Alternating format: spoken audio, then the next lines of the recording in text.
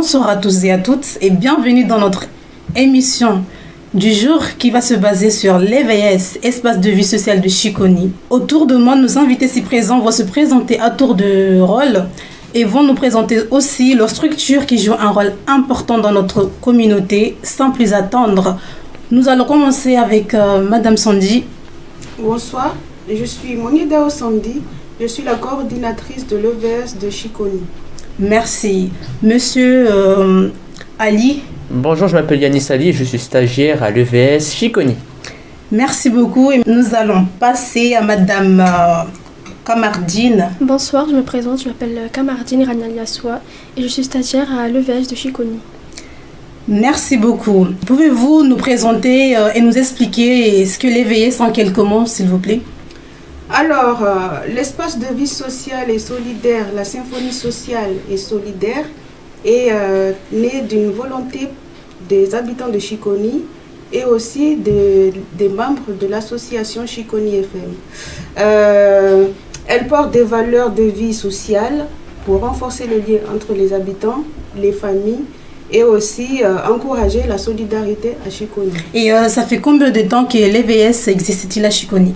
Donc l'EVS existe, c'est tout récent, hein. Ça fait même pas un an qu'elle existe, donc depuis octobre 2024. Merci beaucoup. Alors, Monsieur Ali, pouvez-vous nous dire quelles sont les principales valeurs de votre association? Dans l'association, il y a 6 valeurs. La première, c'est la solidarité qui favorise l'entraide, le lien social et la coopération. La démocratie qui valorise l'expression de chacun, leurs décisions et l'avis de leur structure. La co-construction qui permet l'implication citoyenne dans des projets construits avec les habitants. La laïcité permettant le respect de toutes les convictions dans un cadre neutre et ouvert, garant de l'égalité de traitement. L'émancipation qui vise à rendre les personnes actrices de leur vie à travers l'accès au savoir, aux droits et à l'engagement. Et pour finir, la dignité humaine, donnant à chacun le droit au respect, à l'écoute et à la reconnaissance de la singularité. Alors, Madame Kamardine, merci beaucoup. Madame Kamardine, quels sont les objectifs principaux de l'EVS? Les objectifs principaux de l'EVS sont de renforcer les liens entre les habitants, promouvoir l'éducation au numérique et aux médias, favoriser la participation de tous à la vie sociale, à la vie locale, valoriser les talents, les cultures et les initiatives locales, soutenir les familles dans leur quotidien, favoriser l'insertion et l'inclusion sociale. Et merci beaucoup. Monsieur Ali, c'est quoi, comment vous luttez contre l'isolement et le développement du lien social? Pour lutter contre l'isolement et développer le lien social, on nous crée des lieux où on devra participer à des activités de groupe ou à des événements, genre des ateliers, des échanges, des animations, des clubs. Ces lieux-là, ce sont les EVS du coup. D'accord, merci beaucoup. Maintenant, nous allons passer à Madame Kamardine. Et vous nous avez parlé des principaux objectifs. Maintenant, est-ce que vous pouvez nous dire les principales activités que vous mettez en place, s'il vous plaît? Les espaces de vie sociale, donc l'EVS, proposent dans leur projet une variété d'actions autour de la culture, des loisirs et du sport, de services d'accompagnement à la parentalité, du soutien au public fragilisé et des échanges citoyens. Ce sont des structures à proximité avec un ancrage territorial fort au plus proche des populations. Et est-ce que ces activités plutôt sont ouvertes à tout le monde ou il y a... Oui, elles sont ouvertes à tout le monde, donc les 6 à 17 ans sur les ACM, avec et sans hébergement, les parents sur l'accompagnement de solidarité, les personnes âgées sur les actions intergénérationnelles, jeunes et demandeurs d'emploi sur les ateliers numériques. Merci beaucoup. Et Monsieur Ali, est-ce que si on veut intégrer dans les activités de votre structure, est-ce qu'il y a un paiement à faire? Est-ce qu'on doit payer pour intégrer ou... En effet, pour accueillir et garantir la sécurité et la garde des mineurs, on doit payer 3 € aux ACM, donc du coup l'accueil collectif des mineurs. Mais cependant, les activités sont-elles gratuites? D'accord, merci beaucoup. Maintenant, nous allons passer à Madame Sandy. Madame Sandy, comment les habitants peuvent-ils s'impliquer dans l'EVS? Excusez-moi. Il y a différentes manières de s'impliquer dans l'EVS. On peut s'impliquer en tant qu'usager, c'est-à-dire quand il y a des animations, des activités, les habitants de Chiconi ou autres, ils peuvent venir. Il y a aussi une manière de s'impliquer en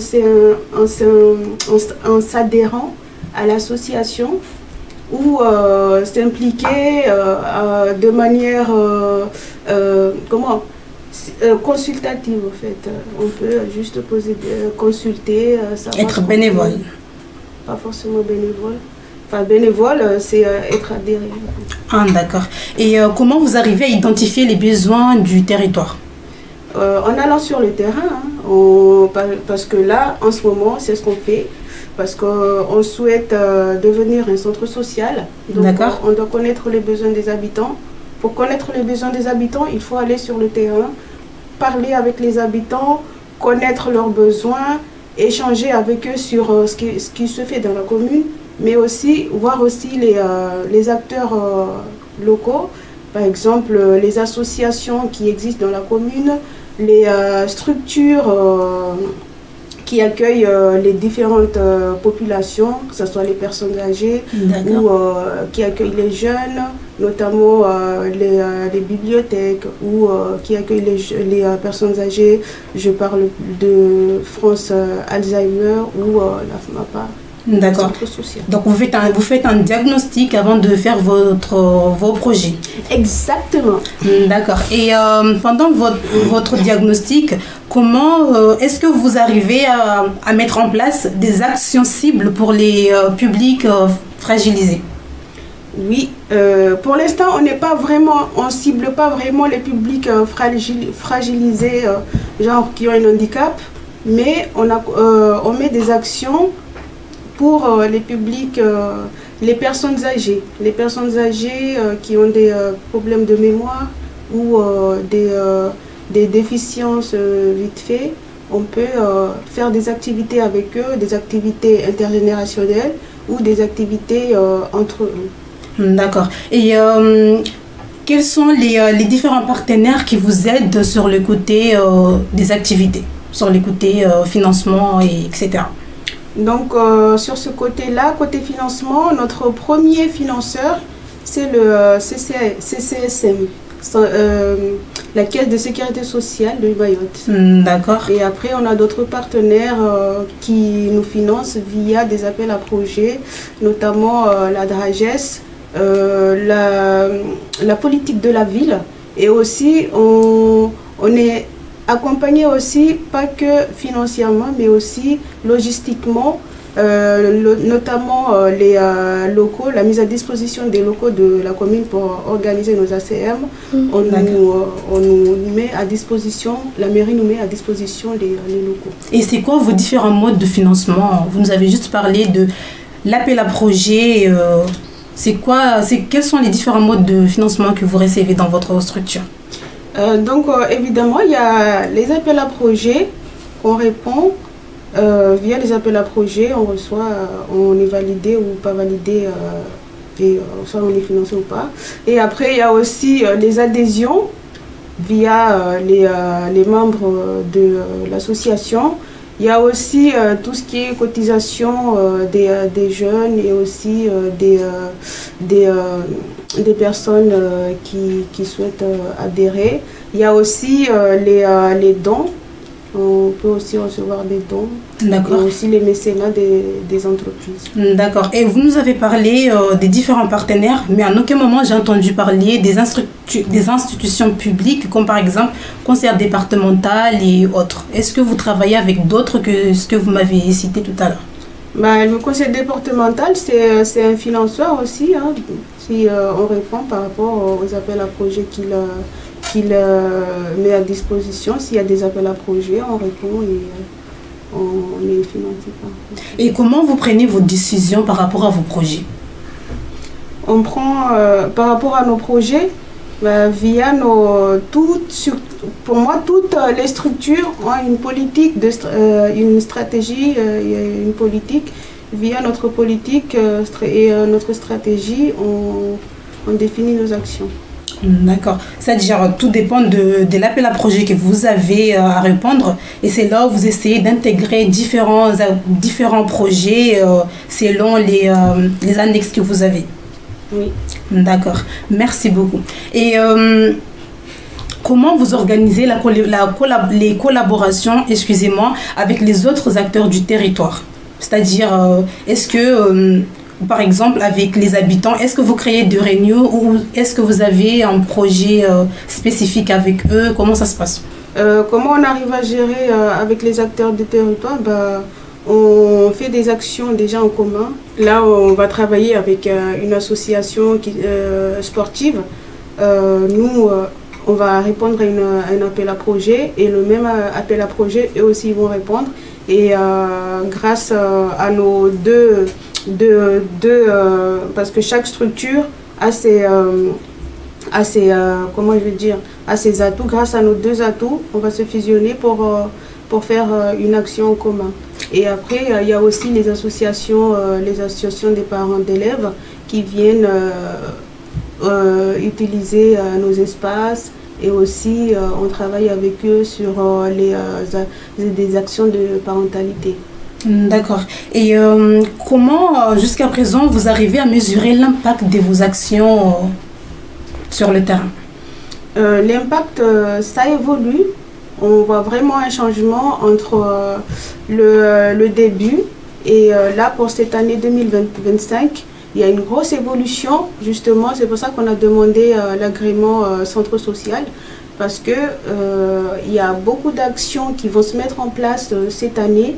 Et on souhaite que toutes ces actions soient réalisées pour développer la structure et rendre visible le VS qui devient un centre. D'accord. Et quels sont vos projets futurs à mettre en place? Est-ce que vous avez envisagé de mettre plus de projets vu que vous essayez d'avoir un agrément pour devenir un centre social? Les projets futurs, il y en aura toujours, hein, parce que là, on va se développer déjà par rapport aux actions qu'on doit mettre en place cette année. Et on se projette pour un achat d'un bus ou d'une fourgonnette pour mettre en place des ateliers numériques de proximité. D'accord. Et est-ce qu'il y a des défis auxquels vous faites face pendant vos projets? Des défis, il y en a toujours parce que il faut déjà répondre aux appels à projets à temps et des fois on nous demande plein de documents, donc c'est toujours compliqué. D'accord, merci beaucoup Madame Sandy. Et vous, Monsieur Ali et Madame Kamardine, avez-vous des choses en plus à nous transmettre, un avis ou d'autres choses à nous dire par rapport à l'EVS de Chiconi? Pour moi déjà l'EVS c'est l'espace de vie sociale. Donc moi je trouve c'est bien parce que ce sont des lieux à proximité. Ils développent des actions collectives qui permettent de renforcer les liens sociaux et familiaux et solidarité de voisinage. La coordination des initiatives favorise aussi la vie collective et la prise de responsabilité aux usagers. D'accord, merci beaucoup. Maintenant, nous allons passer à Monsieur... Non, je partage le même avis. Ce sont des lieux qui permettent de tisser des liens, de rapprocher la communauté et ce sont de très bons moyens pour sortir de cette qu'on va dire coquille qui nous renferme et qui nous empêche de continuer. D'accord. Et est-ce que vous arrivez vraiment à vous intégrer dans la structure par rapport à ce que vous faites comme études? Oui, on arrive à s'en sortir grâce à ces lieux. Oui, on y arrive. D'accord. Merci beaucoup. Si vous avez rien à ajouter, Madame Sandy, oui, je vous écoute. N'oubliez pas que c'est pendant ces vacances d'été, on propose des ACM avec et sans hébergement qui commenceront du 21 au 25 et les séjours qui débuteront du 21 jusqu'au 26 et puis du 28 jusqu'au 2. D'accord. Donc, les inscriptions se font dans les locaux de l'EVS. Donc, il faut passer, récupérer vos Et justement, en parlant d'ACM, quelles sont les activités que vous mettez en place chaque année ou chaque saison de vacances? Chaque saison de vacances, nos activités phares, pour l'instant, c'est les ACM, les accueils collectifs des mineurs, qui sont dédiés aux jeunes de 6 à 17 ans et des ACM qui sont sans hébergement. Il y a deux groupes, il y a des groupes de 6 à 11 ans et puis de 12 à 17 ans. Est-ce que si par exemple je viens de Mamoudzou, je peux venir m'inscrire dans votre ACM? On favorise plus les jeunes de la commune de Chikoni, tout en sachant que la commune de Chikoni, elle va de Chikoni jusqu'à Sorowa. Donc on favorise d'abord nos jeunes et après s'il n'y a pas de place, s'il y a encore de la place, on peut intégrer les jeunes. Mais d'habitude c'est toujours complet. Donc, merci à tous de nous avoir suivis et c'est ainsi que notre émission touche à sa fin et à très prochainement pour une nouvelle émission.